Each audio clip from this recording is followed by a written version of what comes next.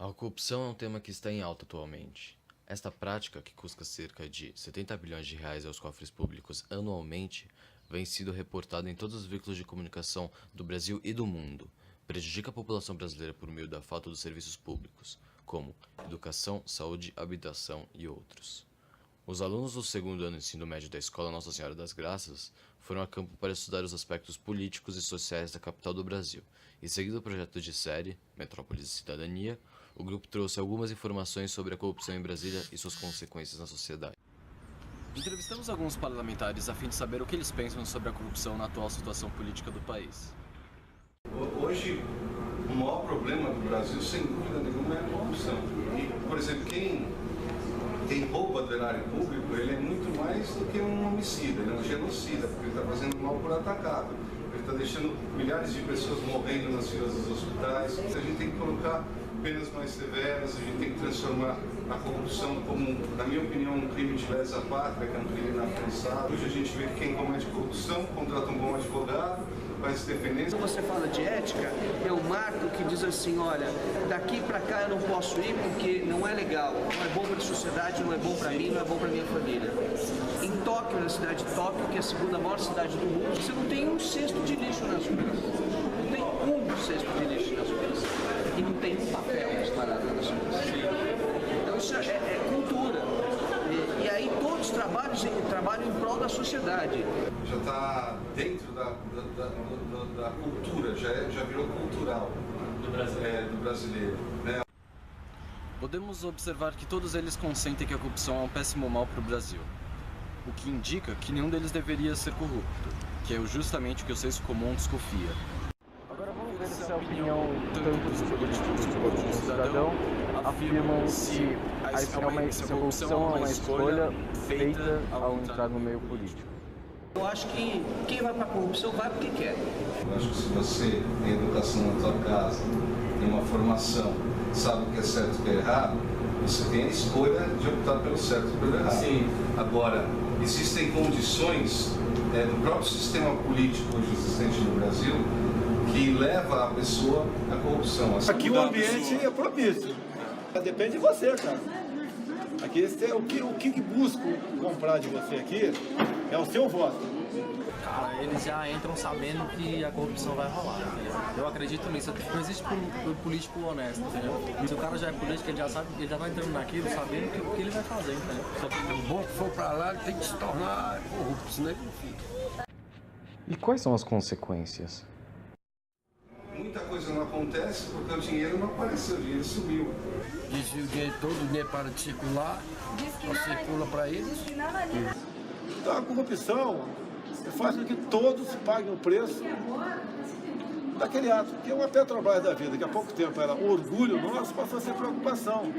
Cara, a consequência é que vai continuar na mesma, não vai melhorar, não vai fluir, não vai contribuir em nada, entendeu? Foi feio da gente ver o que estava acontecendo no Brasil. Mas, por um lado, teve uma parte que foi positiva, que foi que a gente viu a sociedade civil se mobilizando. Pela primeira vez na história, a gente viu as pessoas indo para a rua, né? Um movimento mais do que contra um partido, era contra as pessoas dizendo não aguento mais isso. Então, o que mostra tudo isso é que a política é um instrumento importante para a gente fazer essas mudanças, mas a política sem a participação da população não gira sozinho. E qual é o limite para toda essa bagunça política, se é que há um limite? O Estado está mais do que quebrado, né? Você viu que a corrupção gerou o impeachment de um presidente da República, né? Então eu acho que chegou no limite, eu acho. Agora vejamos as novas expectativas de mudança ou de melhoramento do Brasil com a nova presidência de Michel. Eu espero que diminua, eu acho que todo mundo aprendeu a lição. Eu acho que isso tem que parar, estava quebrando o Brasil. Eu acredito no governo Michel. Eu vou continuar fazendo a minha parte.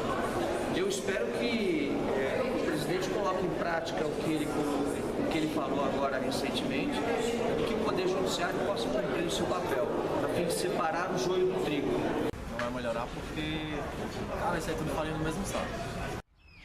A expectativa de melhora é compartilhada por todos os políticos, porém esse otimismo não se revela em relação à população. Sabemos que uma grande parte dessa já perdeu as esperanças e não aposta mais numa melhora. Segundo uma pesquisa realizada em junho deste ano pela consultoria Ipsos, mais de metade da população brasileira aclama por eleições diretas. Desses, grande parte espera que a presidenta Dilma assuma a posse provisória. Sendo agora do foco da política, vejamos se Brasília é uma cidade segura para os seus moradores. Afinal, a insegurança é consequência da diária corrupção de infratores entre a população. Os prédios da superquadra são abertos em andares térreos e não tem nenhum muros ou qualquer coisa do tipo. E apenas o porteiro dos prédios regula a entrada de gente. Isso pode facilitar a atuação de ladrões e bandidos, porém há controvérsias. Brasília ainda não é tão perigoso, mas evidentemente é preciso ter cuidado, ter atenção, mas ainda se pode caminhar assim, sem problema. Eu acho que a insegurança hoje está em qualquer lugar.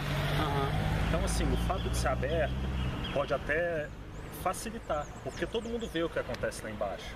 É mais fácil de você fiscalizar com câmera. É mais perigoso porque a transição pelo pátio que ficou mais aberta, aí cada um passa por onde quer. E é bonito de você ver. Se você realmente. chegar, por exemplo, em São Paulo e Rio mesmo, é feio, cara, porque é tudo cercado, tudo cheio de grade.